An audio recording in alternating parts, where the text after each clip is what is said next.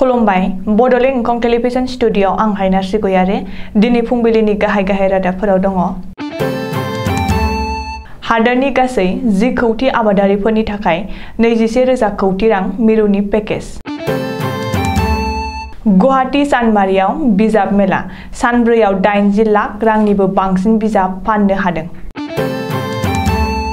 बोसोर गोदाननि मन्दिराव खुलुमनो थांनानै सा 12 सुबुंफ्रा जिउ नागारनांदों आरो सा 20आ जोखोम जादों। चिरांनि धालिगावआव लामा जाब्रबथाय सासेनि जिउ खहा आरो सासे गोब्राब जोखोम। आसामनि दाब जिल्लायाव मैदेरनि उदखार। मागोआवबो जौ लोंनानै गारि सालायग्राफोरनि हेंथायै राहा लागोन गिबि मन्थ्रि। दानिया फैदो आबुं रादाबाव।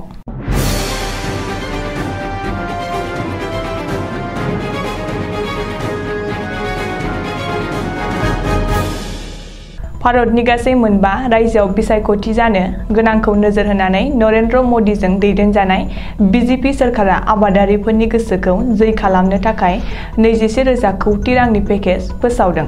सुलुङाव फोरमायनाय बादिब्ला हादोरनि गासै 10 कौटि आबादारिफोरनि बेंक एकाउन्टआव बै रांखौ थोंजोङै होनाय जागोन।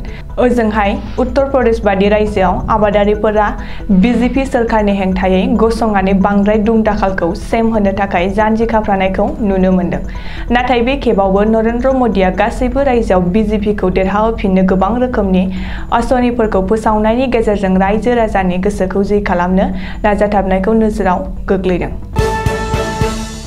गुवाहाटीनि सानमारियाव बोसोर गोदान 2022नि जागायनायाव 10 साननि बिजाब मेला खुंनानै बिजाब बाख्रि एबा फानग्राफोरा जोबोर गोजोननाय फोरमायदों। सुलुङाव फोरमायनाय बादिब्ला थांनाय 4 सानाव दासिम गासै 80 लाख रांनिबो बांसिन बिजाब फाननो हादों आरो गोबां बिजाब फरायनो मोजां मोनग्रा सुबुंफ्रा गावबा गावनि गोसोनि साननाय आरो लुबैनाय बायदियै बायदि रोखोमनि बिजाबफोरखौ बायनानै लांदों। जम्मुनि काटरायाव थानाय बैष्णव देवनि मन्दिराव बोसोर गोदाननि समाव खुलुमनानै बिमा बैष्णव देवीनि बोर बिनो थांनाय सनिबारखालि गासै सा 12 सुबुंफ्रा गावबा गावनि आगोमा जिउखौ खोमानानै लानो गोनां जादों आरो गासै सा 20 सुबुंफ्रा जोखोम जादों। पुलिसनि सुलुङाव फोरमायनाय बादिब्ला बे जाथायाव बैष्णव देवीनि मन्दिरनि 3 नं गेटआव जादोंमोन। अदेबानि जाथाया माबोरै जानाय बेखौ पुलिसआ दासिमबो रोखा बुंनो हायाखै। नायबिजिरनाया सोलिगासिनो आरो थाबैनो गुबै बाथ्रा एबा जाहोनखौ मिथिनाय जागोन होननानै पुलिसआ मिथिहोदों।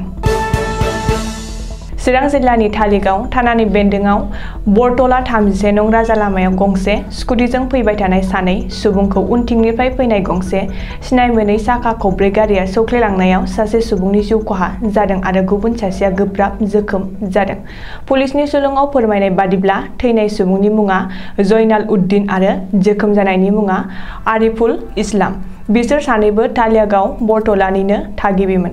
आथिखालाव जोखोम जानाय आरिफुल इस्लामआ काजलगाव जेएसबि सिभिल हस्पिटालाव गोब्राब हालोदाव दं होननानै पुलिसनि सुलुङाव फोरमायदों। 2022 मायथाइनि जागायनाय सानावनो हाग्रानि मैदेरा दाब जिल्लानि दाब जायगायाव उदखार खालामनानै गोबां खहा खालामलांदों। बाक्सा जिल्लानि बाथाबारि दारागाव गामियाव सनिबारखालि हराव फैनानै गबिन्द बर' मुंनि सासे सुबुंखौ हाग्रानि मैदेरा बुथारलांदों। बेनि अनगायैबो चिरां जिल्लानि बिजनी महकुमानि फानबारि थाना बेन्दोंआव 1 नं लक्कीजरा गामियाव सनिबारखालि हरनि समाव फैनानै गोबां आबादारिफोरनि गायखानाय गय बिफां, आलु आरो बेसर आबादफोरखौ गाग्लिनानै थेर-बेथेर खालामलांदों। खहा खालामजानाय आबादारिफोरनि मुङा फारियै कितिश नम दास, महेन्द्र नम दास, दीपक नम दास, भूपेन नम दास। ओजोंहाय सानजा आसामनि कलियाबर परलिगावआवबो हाग्रानि मैदेरा रतन मण्डल आरो गपाल बरा मुंनि सानै सुबुंनि थाग्रा न'खौ सिफायनानै होलांजोबदों। जाहोनाव जानुवारि दाननि गोजांहाबनाय समावबो जोबोर खस्थ'नि गेजेरजों बै मोननै नखरा दुखु सहायनानैब्लाबो लांदां अख्रांनि हाथरखि सानै हरखौ दैथायहरनो गोनां जादों।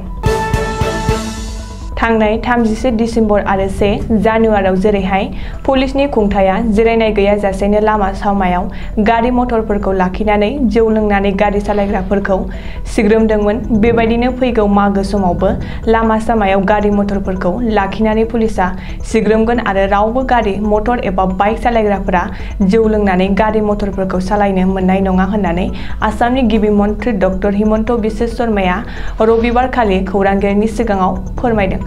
जुदि सोरखौबा बै सानखालि जौ लोंनानै गारि मटर सालायनाय पुलिसा हमफ्रांनो मोनोब्ला बिसोरनि सायाव आयेननि गोख्रों राहा लानाय जागोन होननानै डक्टर हिमन्त बिश्व शर्माया बुंबावदों।